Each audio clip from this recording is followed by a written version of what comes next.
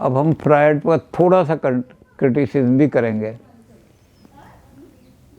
पहला क्रिटिसिज्म जो लोगों ने फ्रायड पर किया है,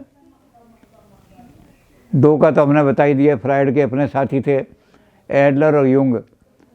वो फ्रायड की लेबोरेटरी और फ्रायड का वो जो अस्पताल था वो छोड़ के इसको चले गए थे, क्योंकि फ्रायड ज़्यादा जोर सेक्स पर दे रहे थे, तो वो तो छोड़ करके चले गए थे फ्रायड का साथी, और फ्रायड से दूर चले गए थे। तो एडलर ने ये कहा कि ये जो आपने ओडिपस कॉम्प्लेक्स का सिद्धांत दिया है, ये यूनिवर्सल सिद्धांत नहीं है। ये यूनान की जो कहानी है ये सारी दुनिया की कल्चर पर लागू नहीं होती।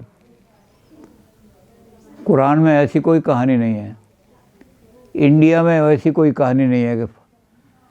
तो इसलिए ये जो आपका ओडिपस के द्वारा आप सारा एक्सप्लेन कर रहे हैं, ये डिफेक्टिव एडलिस्ट जो है ये बड़ा लिमिटेड आपने इसको कर दिया है सारा। तो ओडिपस कॉम्प्लेक्स की थ्योरी भी आप निकालो, और अगर इस थ्योरी को लाना है तो इसको कल्चर के हिसाब से एक्सप्लेन करो, जो कि संभव नहीं। तो फ्रायड का एक तो ये कंट्रीब्यूशन कि ओडिपस कॉम्प्लेक्स हर कल्चर में नहीं होता। हर कल्चर के अंदर ये कहानी नहीं मिलेगी। तो फ्रायड ने ओडिपस कॉम्प्लेक्स को बहुत ज़्यादा जोर दे करके एक गलत सिद्धांत पैदा कर दिया। ओडिपस के द्वारा इनको सोशल और कल्चरल और तरीके से एक्सप्लेन करने के लिए उसके साथ ही निकल गए। दूसरा सिद्धांत जो है वो उसके दूसरे साथी ने यानी यूंग ने कहा कि आपने जितनी भी सिंबल फॉर्म किए हैं वो ग्रीक माइथोलॉजी से लिए हैं सारे के सारे। जो ग्रीक माइथोलॉजी, इसको फाइलोजेनेटिक कहते हैं, जो ग्रीक माइथोलॉजी में नहीं पले हैं उनको सिंबल उन पर लागू नहीं होती हैं। तो यूंग चूँकि हिंदुस्तान में आए थे, बनारस में आए थे, बहुत दिनों यहाँ रहे थे, तो उन्होंने फ्रायड को कहा कि सिंबल जो है आपकी चेंज होने चाहिए, सारी सिंबल कल्चर ओरिएंटेड है।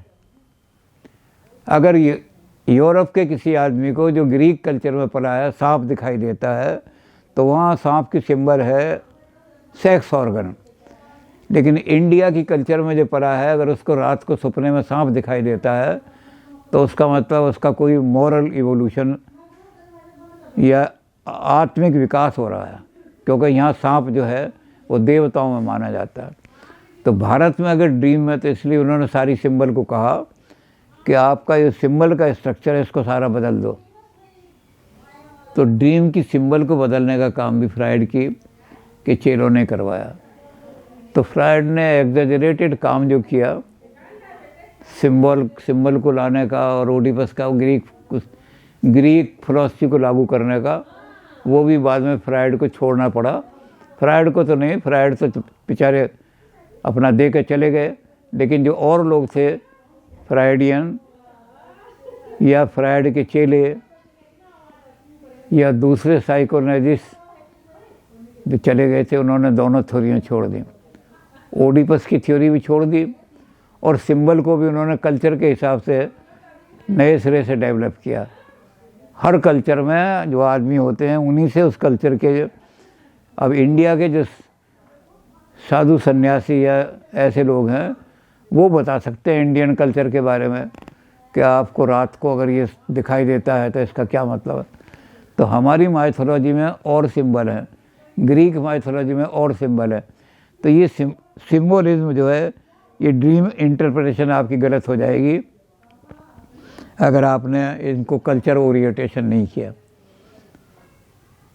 इसी तरह से जो आगे जाके हम युंग में देखेंगे, फ्रायड ने रिलीजन को इल्यूजन कहा है, कल्पना से बना दिया एक भगवान, एक कोई बड़ा फादर है वो मेरी रक्षा करेगा, और जब भी कोई फियर आया, डर आया, हमने उस भगवान की तरफ ध्यान देखना शुरू कर दिया।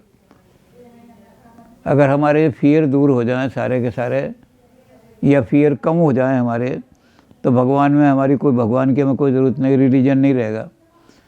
तो ये इल्यूजन जो बनाया था, इसको भी बाद के लोगों ने, रिलीजन इज़ नॉट इल्यूजन, तो फ्राइड की कुछ चीज़ों को लोगों ने हटा दिया। बाकी जो फ्राइड के कंट्रीब्यूशन है उनको तो हम मेडिकल साइंस कभी भी इग्नोर नहीं कर सकती। और एजुकेशन थ्योरी में भी मैंने अपनी लड़की का जो पीएचडी का काम कराया है वो इसी पे कराया, फ्राइड की थ्योरी एजुकेशन की। फ्राइड ये कहता है सारा का सारा एजुकेशन में कि बच्चे की डेवलपमेंट अगर आपने उसी लेवल पे कर दी जो पेरेंटल लेवल, 10-12 साल तक बच्चे को, 9-10 साल तक अगर आपने बच्चे की पर्सनैलिटी को ठीक एडजस्ट कर दिया तो बच्चा की हेल्दी पर्सनैलिटी हो जाएगी। अगर टीचर्स या माँ बाप ने थोड़ी केयरलेसनेस दिखाई उस पीरियड में तो फिक्सेशन बन जाएंगे, कहीं ओरल फिक्सेशन बन जाएगा, तो वो बीमारियाँ पैदा हो जाएंगी कि बच्चा जो है चेन स्मोकिंग कर रहा है, लगातार ड्रिंकिंग कर रहा है, थोड़ा थोड़ा खाना खा रहा है लेकिन 7 बार खा रहा है दिन में। ऐसी बहुत सारी बीमारियाँ फिक्सेशन की। तो ये फिक्सेशन को अगर बच्चे को बचाना है तो माँ बाप को और टीचर को, बच्चे का ये भी फ्राइड ने जो अपनी साइकोलॉजी से हट करके और एक फ़िलॉसफी ऑफ लाइफ देने की कोशिश की, उसमें भी माँ बाप को, टीचर्स को एक चेतावनी दे दी कि बच्चे के हेल्दी डेवलपमेंट में तुम्हारा बहुत बड़ा रोल है। अगर तुम बच्चे को नेगलेक्ट करोगे तो बच्चे के अंदर कोई ना कोई गलत टेंडेंसी आ जाएंगी। तो चलो, फ्राइड का जो कंट्रीब्यूशन है चूँकि बहुत बड़ा है मेडिकल साइंस में, इसलिए हम फ्राइड को, और फ्राइड ने अंत में चूँकि सेक्स को बदल करके 2 शब्द बदल दिए, एक तो कर दिया उसने इरोस और एक कर दिया बीमारी में कर दिया इमोशनल। वहाँ कर दिया, पहले था वुल्फ ने जब लिखा था it is all sex and sex, अब फ्राइड के लोगों ने कर दिया it is all emotional disturbances. इस आदमी की लाइफ में इमोशनल डिस्टर्बेंसेस, कहीं ज़्यादा ओवर इमोशनल हो गया है, कहीं बिल्कुल ड्राई हो गया है, तो इसमें फिर एबनॉर्मलिटी आ गई है। तो इस तरह से फ्राइड का बहुत बड़ा कंट्रीब्यूशन मेडिकल साइंस को भी है और फिलॉसफी बनाने में भी उन्होंने साइको एनालिसिस को छोड़ करके, मेडिकल प्रोफेशन छोड़ करके जो बहुत उच्च कोटि की किताबें लिखी, फिलॉसफी बना दी उसमें, तो उन्होंने इसको एनालिसिस को, साइको एनालिसिस को फिलॉसफी ऑफ लाइफ बना दिया। इसलिए फ्राइड को नमन करते हैं।